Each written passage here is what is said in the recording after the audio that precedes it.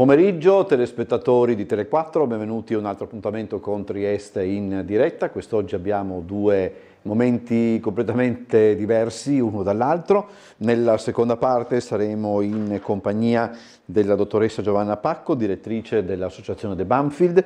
Parleremo del pulmino viola che circola a Trieste per la prevenzione della demenza. Ci spiegherà di che cosa si tratta. Nella prima parte siamo in compagnia della presidente dell'Associazione Culturale Friedrich Schiller, Edwige Ackermann, che ringrazio per essere venuta nei nostri studi. Grazie. E poi collegato con noi da Vienna c'è il direttore artistico dell'associazione, che è Elia Macri, che ringrazio appunto per essere con noi via Skype. Che tempo fa a Vienna? Com'è?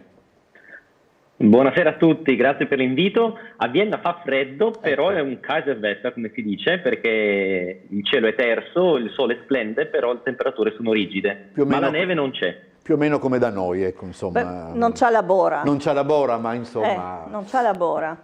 Allora, ma c'è l'umido del Danubio. Parliamo di una serie di iniziative che vedono l'associazione Schiller protagonista. Io però direi, se Elia Macri è d'accordo, accenniamo all'associazione giusto un attimo e poi entriamo nello specifico degli appuntamenti. Allora, buonasera a tutti i telespettatori, ringrazio anch'io di questo invito che ci fa veramente molto piacere di poter raccontare qualcosa della nostra associazione. L'Associazione Culturale Friedrich Schiller nasce nel 2007. Nasce come, diciamo, il braccio culturale della Società Germanica di Beneficenza. Hilfsverein, se non ricordo male. Deutscher Hilfsverein, esatto, che è la titolare dell'immobile di Via del Coroneo 15 e che al secondo piano ha una sala meravigliosa con un'acustica stupenda che abbiamo intitolato a Beethoven, quindi si chiama Sala Beethoven. Sì, allora, chiariamo subito una cosa che, come dire, è abbastanza poi, come dire, sulla bocca di tutti. Tutti conoscono ancora quella sala, quel palazzo, quell'edificio come il Goethe-Institut. Sì. Il Goethe-Institut non esiste più, no. E voi avete idealmente, non dico preso il posto, però insomma.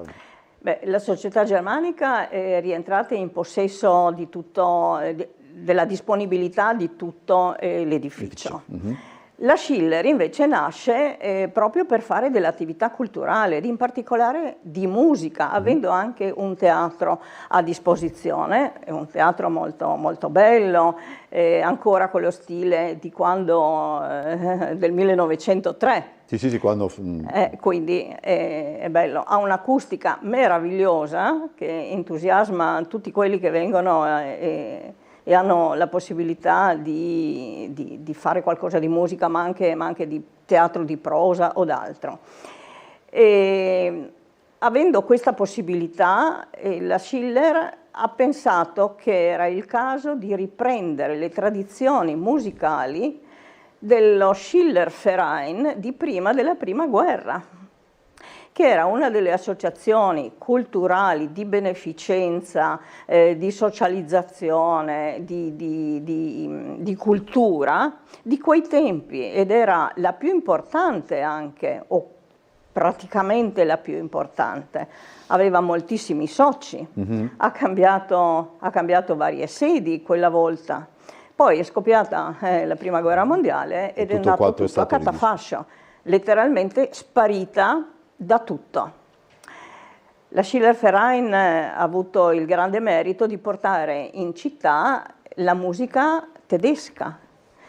All'epoca andava molto più per la maggiore il teatro d'opera, l'opera italiana logicamente, ma perché la Schillerverein, dal nome chiaramente si ispira ad un grande poeta, filosofo e insegnante di tutto, poeta eccetera, chiaramente era più proiettata verso la musica del mondo tedesco. Elia, già che ci diamo del tu, no? Perché quando io sono sempre stato molto, sono rimasto molto sorpreso perché nell'immaginario collettivo la lingua tedesca viene vista come una lingua molto, molto particolare, molto dura, per dire la verità. Invece è una lingua che musicalmente è assolutamente meravigliosa, cioè la durezza si stempera, è esatto. qualcosa di molto...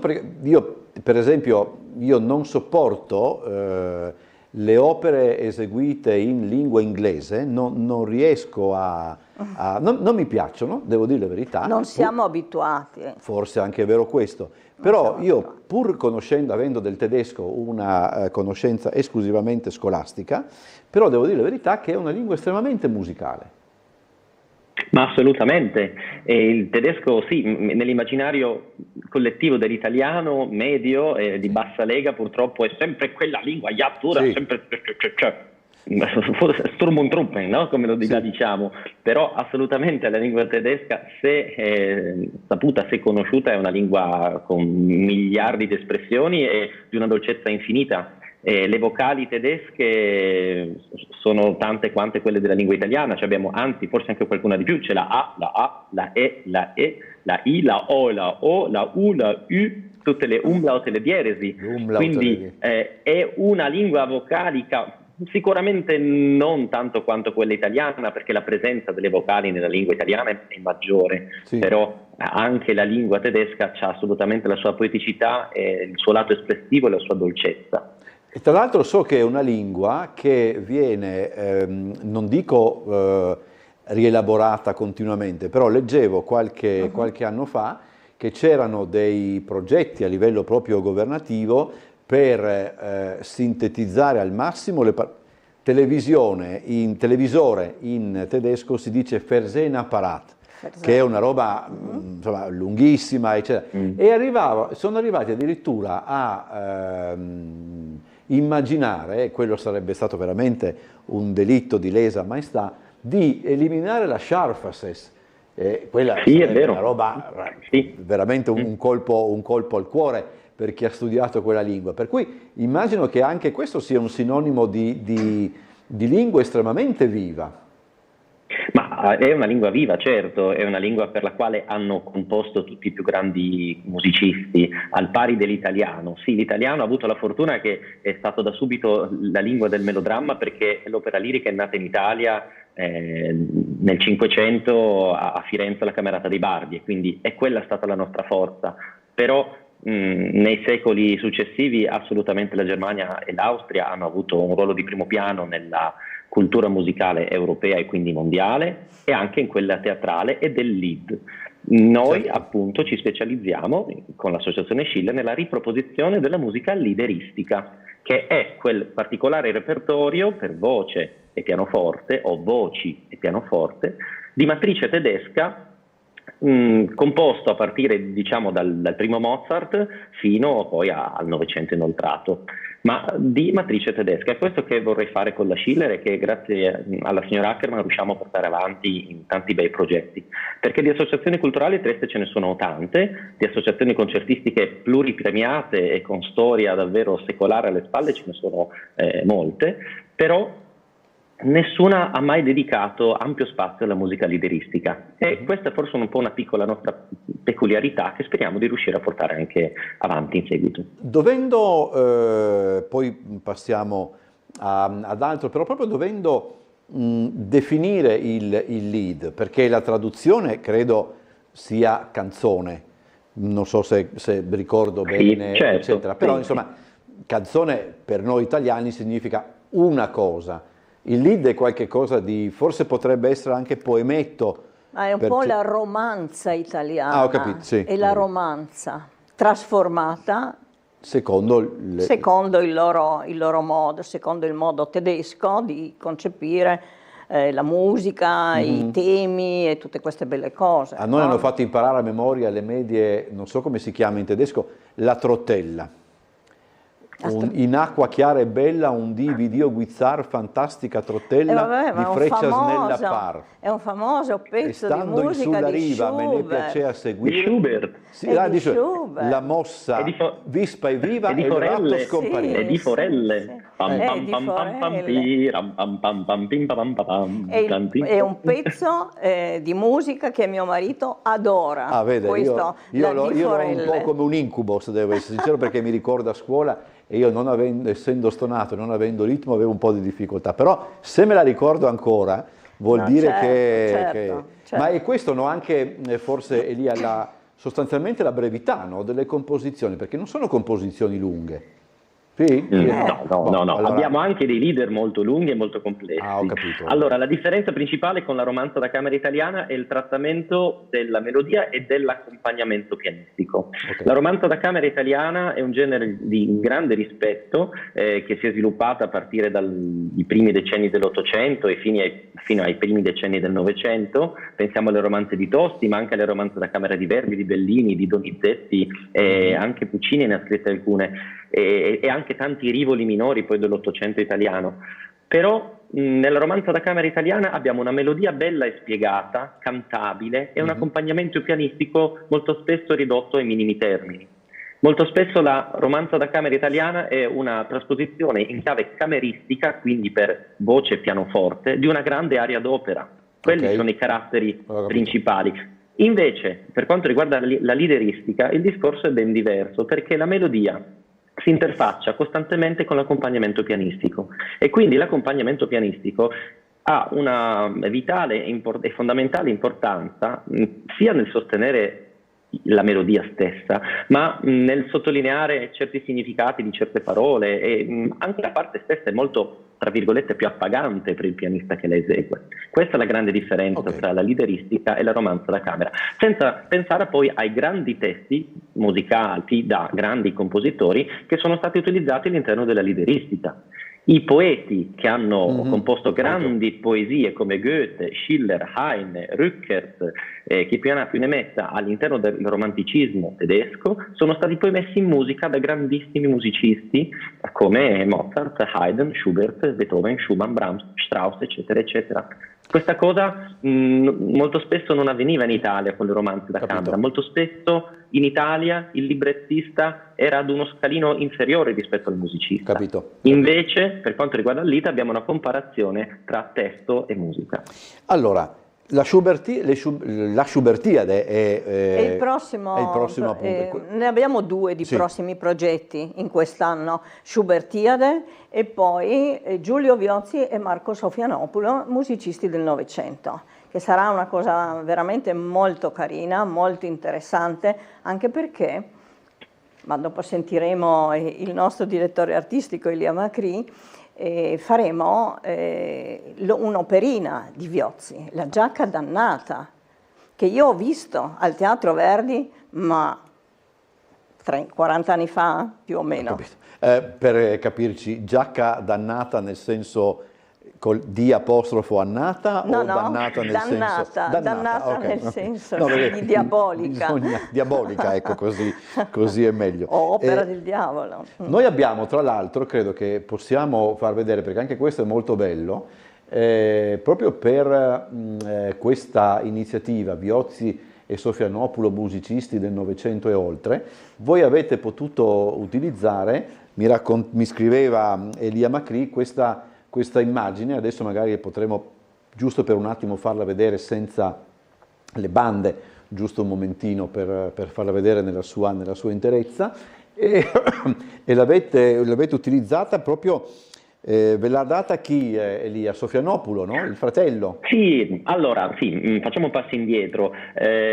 Con la Schiller adesso partiamo in parallelo quasi con due progetti. Il primo dedicato alla valorizzazione di due musicisti, quali Giulio Viozzi e Marco Sofianopoulos, nei quali nel 2024 si sono ricordati 40 anni della morte di Viozzi e 10 anni della morte di Sofianopoulos. E Viozzi è stato il maestro di Sofianopoulos, quindi erano indubbiamente legati anche da un legame artistico.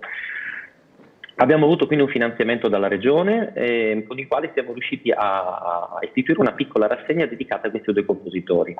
Il fratello di Marco Sofianopoulos, Antonio Sofianopoulos, insigne pittore, che qui ringrazio, ci ha concesso l'utilizzo di un suo quadro, La via della fuga, dipinto nel 2004, a mo' di logo e a mo' di locandina. Ecco, potremmo usare questa immagine del fratello di Marco Sofianopoulos per promuovere gli eventi di questa rassegna. Verrà entro breve stampata una bella cartolina artistica, così non andremo a produrre solamente una brochure dei concerti, ma sarà proprio una cartolina che poi ciascuno di noi potrà portarsi a casa e fungerà da segnalibro, magari la metteremo così sulla scrivania, la potremo tenere come oggetto artistico e non semplicemente come un pieghevole di sala che dopo spesso lo si butta via subito. Come si usa dire quelli che pensano di parlare bene, un collector's item, dopo viene a essere. Sì, esatto. E come vi muoverete appunto tra Viozzi e Sofianopoulos? Organizzeremo una serie di concerti sia cameristici che corali e poi invece il punto forte sarà, come ha accennato la signora Ackerman, l'allestimento della Giacca dannata di Viozzi, che è un'opera, un atto unico che è stato scritto nel 1967 da Viozzi, tratto liberamente da una novella di Lino Buzzati. Ed è un'operina, è un atto unico, dura poco più di mezz'ora, che è stata eseguita al Verdi solamente una volta nel 1967. Il direttore era Alberto Zedda. Noi la riproporremo il 7 e l'8 aprile al Teatro Miela, con la grande collaborazione e ospitalità che ci offre il Teatro Miela. La riproporremo in forma cameristica, vuol dire con un baritono e un pianista che eseguirà la parte orchestrale. La regia sarà affidata a Davide Rossi, grande attore triestino, giovanissimo, ha appena 28 anni, è il capocomico della compagnia Artifragili. Come no? È mio caro amico, ho una grande stima di lui e quindi ho detto: ti va di imbarcarti in questa impresa? Lui in maniera davvero entusiastica l'ha accettata. Quindi sarà curioso anche vedere questo, perché conoscendolo e sapendo di che cosa è capace in senso positivo, logicamente. Certo. Io ho visto delle riconsiderazioni di Shakespeare molto divertenti, ma anche molto, come dire, molto pregnanti. Non ci si diverte per caso, c'è uno studio anche dietro il divertimento, quindi ancora più salutamelo quando lo vedi, un po' di tempo che non ma anche questa commistione fra noi che proponiamo la musica e questo che invece propone il teatro di prosa, diciamo, in particolare, lavorare assieme per un'operina penso che sia veramente il massimo che si possa avere. Però è anche vero questo lo chiedo ad entrambi, non ci sono più, o quantomeno diciamo se ne vedono sempre meno, mettiamola così, di barriere, di steccati, no? Quando si parla di cultura in questa città.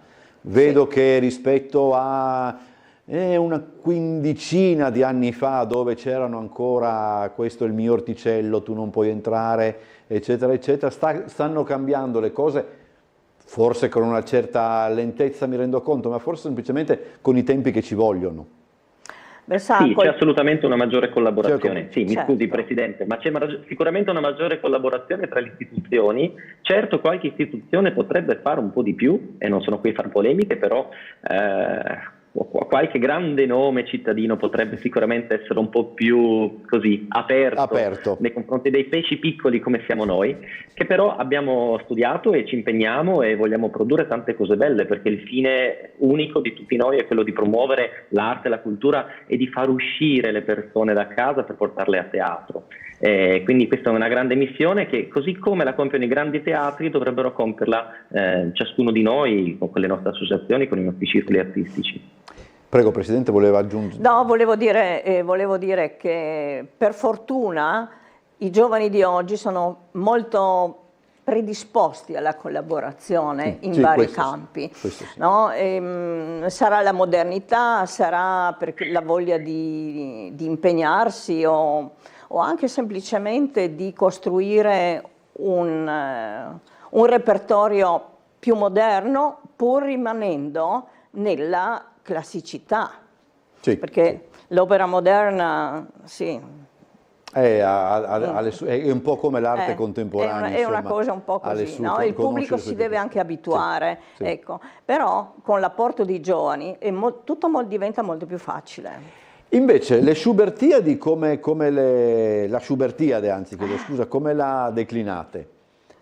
È un grande omaggio a Schubert prima di tutto, perché Schubert è uno dei pilastri della musica austriaca, tedesca, eccetera. Almeno io mi aspetto moltissimo da questo progetto, perché sarà veramente importante anche come partecipazione. Ricorda quello che si faceva una volta nel teatro. Sì. No, adesso è tutto cambiato, no, ecco, però questo di portare la musica anche nelle case, ricordare che si faceva e che c'era collaborazione fra i vari compositori, Schubert o gli altri suoi dell'epoca, si trovavano e collaboravano, non erano rivali. Sì. Sì. Suonavano anche assieme. Quello che un po' succedeva anche nel cinema italiano glorioso della commedia, dove un soggetto partiva da Monicelli e finiva a Dino Risi senza che nessuno, come dire, si ergesse a depositario, Esatto. altri tempi, insomma. Esatto. Musicalmente Elia Schubert, anche perché Schubert è forse poco noto dal grande pubblico italiano, ammettiamolo questo, no? Cioè un nome che... Bisogna avere una sensibilità forse maggiore per cogliere le finestre che Schubert ci propone, perché nella sua davvero esile e breve esistenza Schubert ha toccato nel profondo l'umanità, però spesso noi non abbiamo i mezzi per comprenderlo. E quindi spesso in un mondo che corre, che fugge, quindi tutto è subito, sedersi e andare ad assaporare un concerto di Schubert è un processo che non dico sia dispendioso, però non è sicuramente di facile, sì. Non è un discorso immediato. Ecco. Il termine Schubertiade, come sapete, è riferito a quel momento speciale, sì, sicuramente inaugurato da Schubert, che però si è protrato poi per tutto l'Ottocento, in cui c'era il piacere di fare musica da camera assieme nei salotti dei grandi signori, ma anche nei salotti dei grandi musicisti, che si radunavano alla sera a cantare, a suonare, a leggere le poesie e a offrire gli uni agli altri momenti della loro arte.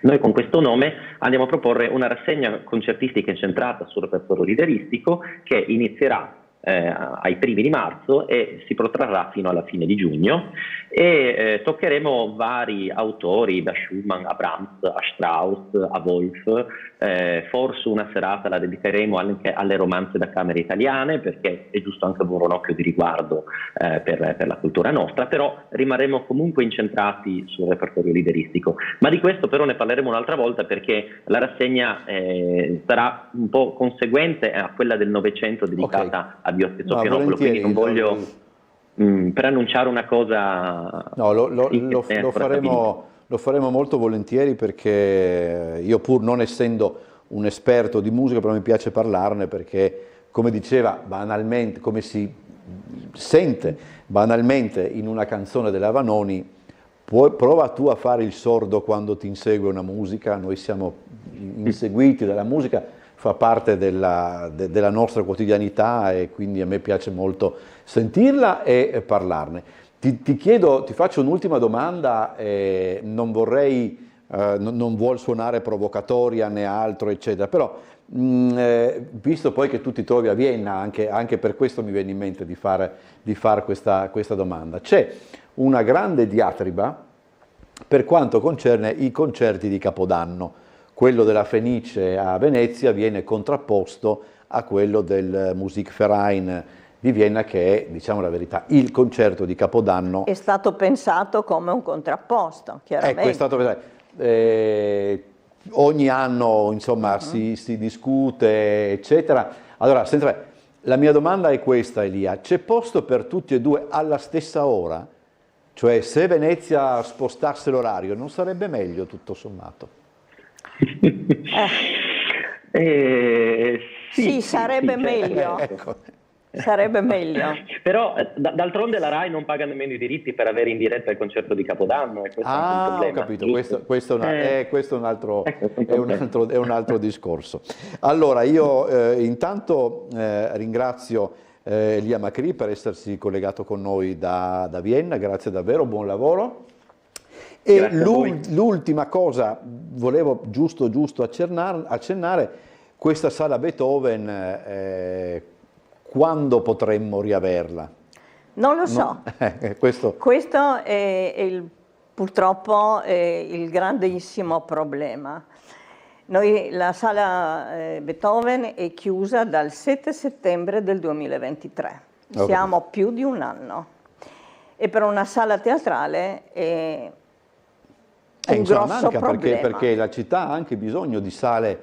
Io ho richieste continue di avere la sala Beethoven per musica, per conferenze, per convegni, perché si fanno anche convegni. Abbiamo tutte le attrezzature, non è un problema. Purtroppo abbiamo avuto questa rottura di un tubo dell'acqua che ha inondato la sala e ha fatto parecchi danni. Ovviamente sono intervenuti i vigili del fuoco, chiaramente li abbiamo chiamati, e benché noi avessimo tutto a posto, in regola, eccetera, eccetera, eccetera, chiaramente va tutto bene finché non succede qualcosa. Chiudiamola qui allora, perché sennò citeremmo qualche realtà che sta dalle parti di Piazza della Libertà. E vabbè, ma lasciamo. E quindi è chiusa per il momento, fin tanto che non riusciamo a fare i necessari lavori di ripristino. Ci faccia sapere, ci tenga Assolutamente, informati. Mi farebbe piacere anche che veniste un giorno a vedere come, soprattutto se iniziamo i lavori. Se riusciamo ad iniziare i lavori prossimamente. Come dicono quelli che parlano bene, fatta. Perfetto, allora, grazie sarebbe una cosa magnifica. Grazie ancora ad Elia Macri, grazie a Debbie Jackerman, buon lavoro ad entrambi, andiamo in pubblicità e poi cambiamo argomento. Grazie dell'invito e buonasera a tutti i telespettatori. Buonasera.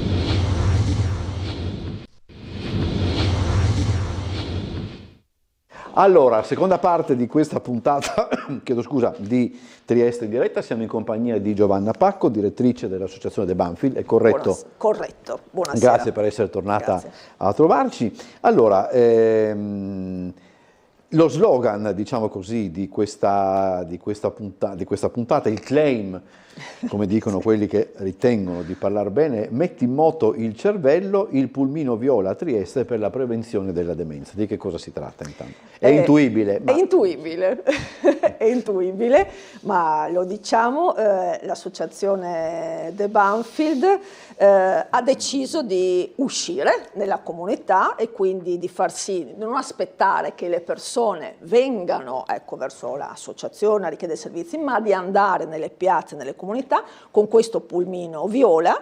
Viola è il colore internazionale della demenza, ma in questo caso questo pulmino non si occuperà solamente di demenza, ma è un pulmino in cui le persone, cittadine e cittadine, potranno trovare in varie giornate, c'è un calendario molto fitto, i servizi che normalmente vengono trovati in associazione The Banfield. Quindi nelle varie piazze di Trieste, ma non solo di Trieste, anche di tutta la provincia, ci sarà sempre un gruppo di operatrici, quindi neuropsicologhe, assistenti sociali, psicologhe e così via, che saranno disponibili a dare alle persone dei consigli principalmente sulla salute del cervello. Sì. E quindi un po' come fare prevenzione, il cervello è un muscolo, bisogna allenarlo, ecco. Però anche per poter dare delle consulenze vere e proprie se qualcuno magari è un caregiver e ha dei problemi che riguardano un anziano fragile da accudire. Ci sono quindi, diciamo così, più aspetti, diciamo così, del lavoro, chiamiamolo, del pulmino viola. Il primo è appunto anche, immagino, dare dei piccoli suggerimenti per come far lavorare il cervello, eccetera. Non so se ne avevo discusso con lei qualche tempo fa, ma io sentivo per esempio che il grande attore Aroldo Thieri, che è andato avanti credo fino a oltre i 90 anni, sì. e lui diceva che praticamente ogni mattina davanti allo specchio recitava una poesia, forse sempre la stessa, proprio per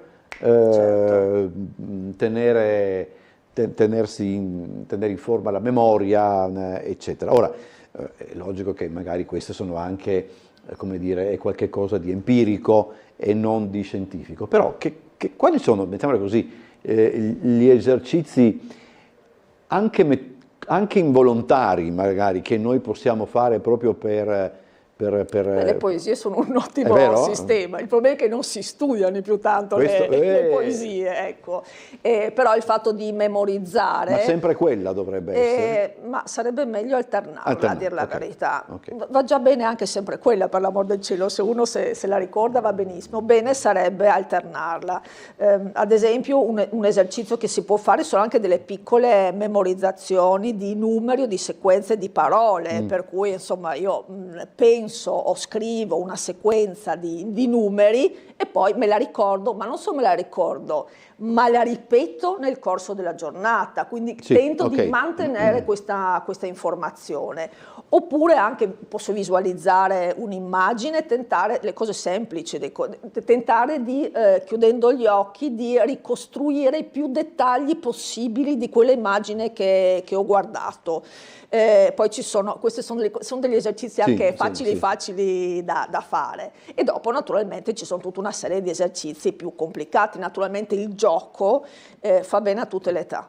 Però per esempio, mi perdoni se io ho una memoria molto particolare e i miei amici sostengono persino pericolosa per determinate cose, perché ricordo e va per associazioni, quindi, però per esempio io ho avuto estrema difficoltà e può sembrare strano, proprio perché io ho una memoria abbastanza... Per esempio ho avuto estrema difficoltà per imparare a memoria il mio, come si chiama, il codice fiscale, per via dell'alternanza numeri-lettere. Molti sostengono che quando c'è di mezzo questa alternanza ci siano delle difficoltà, complesso, che sia un attimo più complesso, eccetera.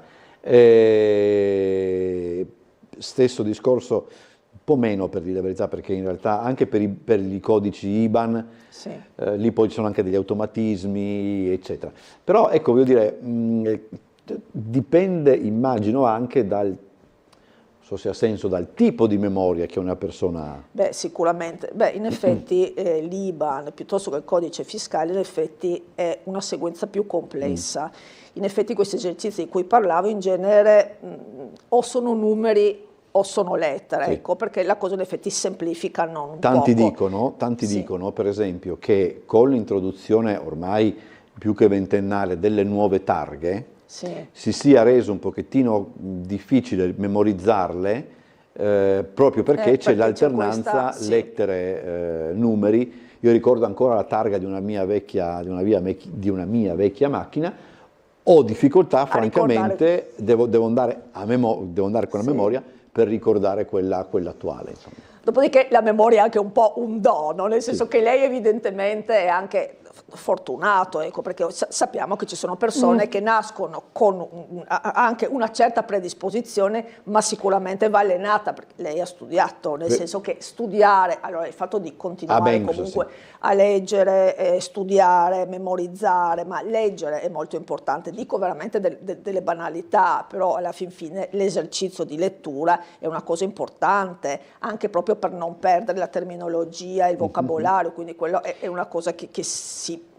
E ancora più banalmente, per esempio, le parole crociate, immagino che Sì, le parole crociate sì, però attenzione, perché le parole crociate che fanno sicuramente bene, però scatta una certa memoria ripetitiva, nel senso che siccome molto spesso, molto spesso io ricordo anche a quella, esattamente, ho capito.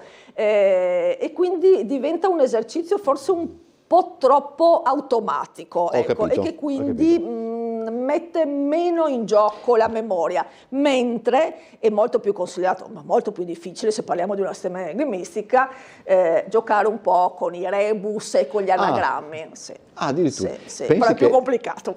Sì, oggettivamente. Pensi che c'è un mio amico, peraltro posso raccontarlo, non farò il nome, però c'è un mio amico che quando fa le parole crociate ha una idiosincrasia per quelle cose tipiche, tipo, non so, pari in notte, in mezzo alla piazza, dove dice due lettere, dice, ma cosa c'è in mezzo a una piazza? E ogni volta ci casca. È uno spettacolo proporgli di fare le parole crociate, perché ci casca ogni volta, e quando ci sentiamo ogni volta ricordiamo questa. Però è un esercizio divertente, con le parole crociate sicuramente sono uno di quegli esercizi che si consiglia di fare, anche perché una cosa che è molto importante è anche un po' il divertimento che uno associa all'esercizio, ecco, perché se io mi metto a fare una cosa non di buzzo buono, un po' mi sforzo, magari la faccio da solo, eccetera, diventa un po' triste e non ne traggo beneficio, ecco, per cui l'importante è anche fare una cosa magari che assecondi un proprio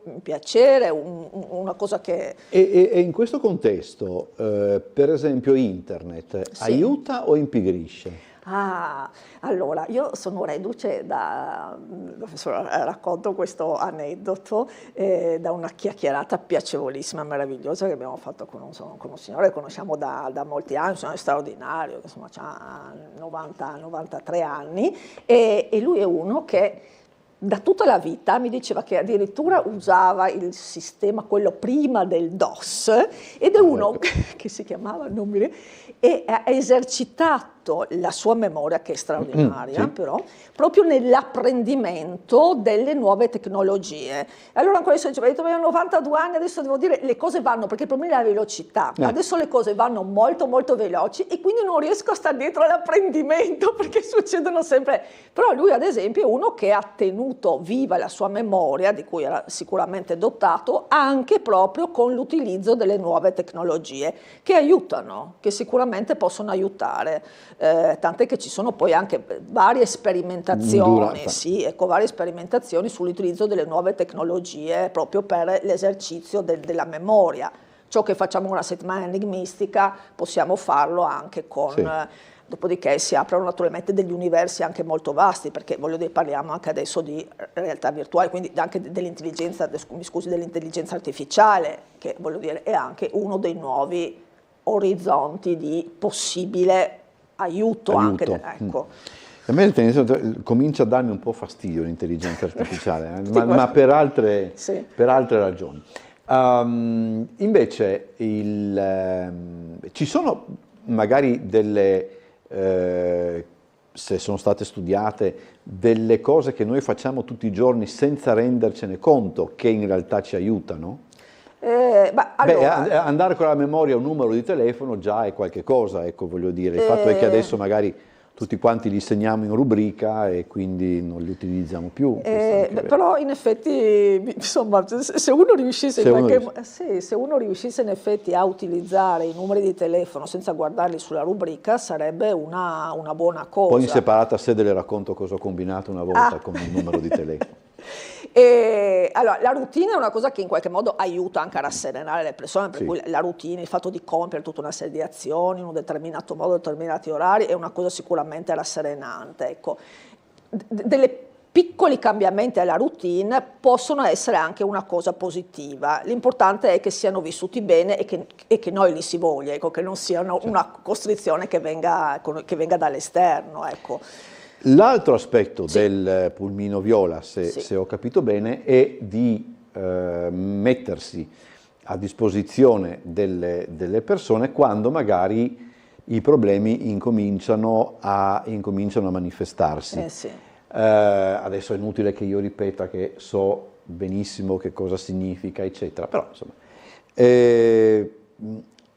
Parlavo con i colleghi in redazione. È anche vero che per tutta una serie di ragioni che probabilmente hanno a che fare con la psicologia di ognuno di noi, la consapevolezza che qualche cosa non funziona, come dire, viaggia su un binario che parte più tardi, cioè o la neghi perché non vuoi renderti conto, Sì. o la neghi per proteggere la persona che incomincia a star male. Fatto sta che delle volte quando c'è l'ammissione del problema, il problema si è già ben che presentato. Allora, la domanda potrebbe essere: quali sono i segnali che noi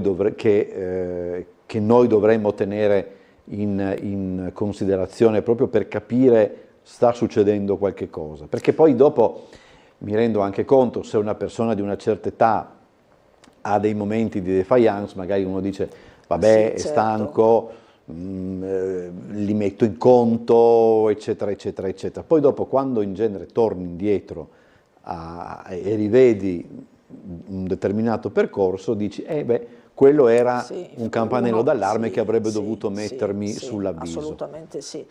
Anche perché ovviamente quando parliamo di demenza e di Alzheimer insomma, il pensiero ci va immediatamente alla perdita della memoria, ed è vero che in effetti uno dei sintomi sono delle piccole defiance, per cui magari uno si ripete, dimentica delle cose che invece normalmente ricordava. Anche proprio nelle sequenze della vita quotidiana, ecco, magari. E quello sicuramente è un campanello d'allarme che tante volte però appunto viene sottovalutato, perché uno dice così. Però ci sono anche dei sintomi comportamentali a cui prestare attenzione.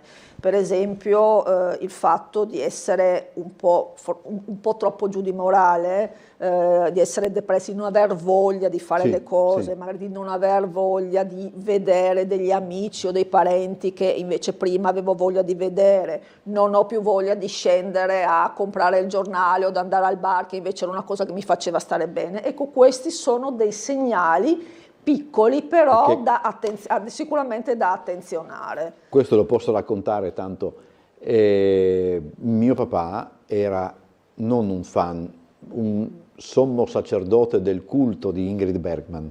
Lui amava la Bergman in maniera comprensibile, tra l'altro. Sì, assolutamente. E ricordo che una volta, insomma, questo lavoro ti consente anche di incontrare determinate persone, e una volta intervistai una delle figlie della Bergman, non Isabella Rossellini, la gemella.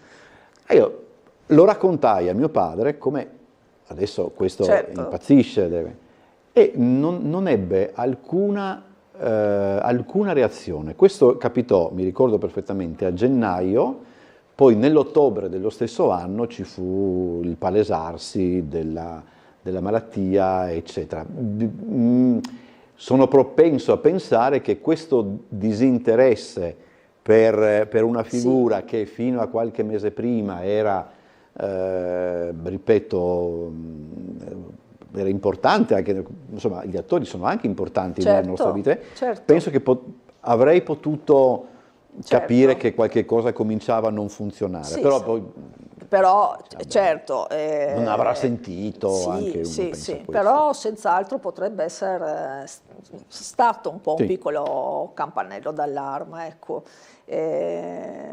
Sì, ad esempio pensavo che adesso su questa cosa degli attori, insomma, avevo parlato a suo tempo con una persona che aveva un problema di demenza, non di qua, una persona di Napoli che poi si era anche molto impegnata in prima persona affinché la malattia proprio non l'aveva proprio portato via, e lui, che era una grandissima appassionata di cinema, e diceva appunto: io mi sono accorto che c'era qualcosa che non andava quando io mi sono reso conto che non avevo più interesse per gli attori che invece prima mi avevano appassionato, e non ricordavo i loro nomi, degli attori che allora sarebbe stato impossibile per me non ricordare il nome della Bergman, non li ricordavo più, e quindi ero una persona molto più giovane, però dal cinema, dal suo modo del cinema si è accorto che c'era qualcosa che non andava, ecco. Ecco, quando insorge, poi così andiamo poi veramente a gradini.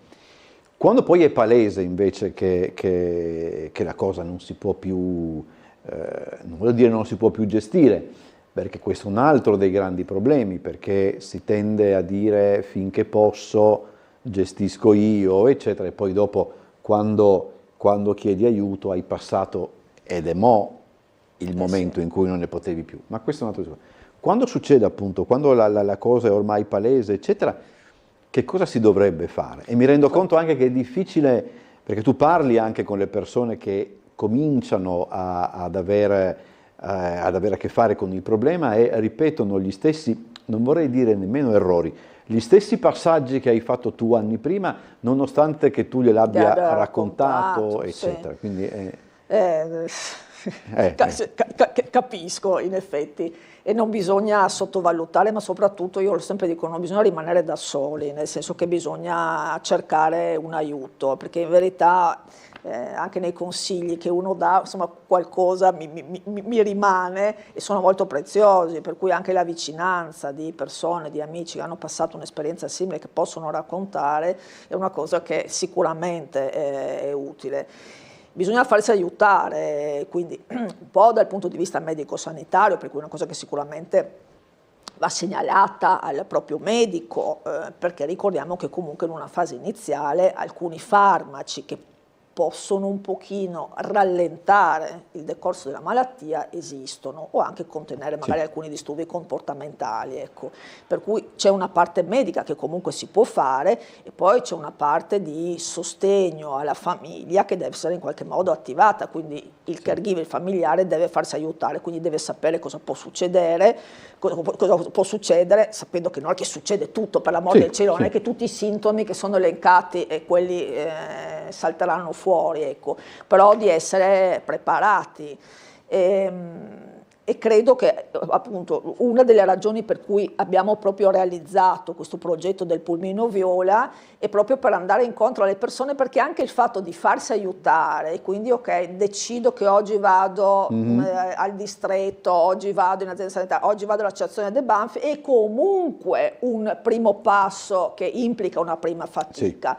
E quindi abbiamo ritenuto che se eliminiamo questo passo e quindi con il pulmino viola invece noi siamo là, facilitiamo questo percorso, questa comunicazione, per cui semplicemente uno passa, vede, legge materiali e dice, beh, visto che ci sono, chiedo e parlo, ecco, quindi per eliminare proprio questo primo passo che è quello di chiedere aiuto, che è sempre un passo un poco faticoso, perché significa riconosco di avere un problema. Dove si troverà il pulmino viola? Un fitto calendarietto, che io non ho la memoria buona come lei, per cui no, c'è un fitto calendario che io consiglio comunque di andare a vedere sul sito dell'associazione, perché praticamente noi siamo fuori ogni giorno.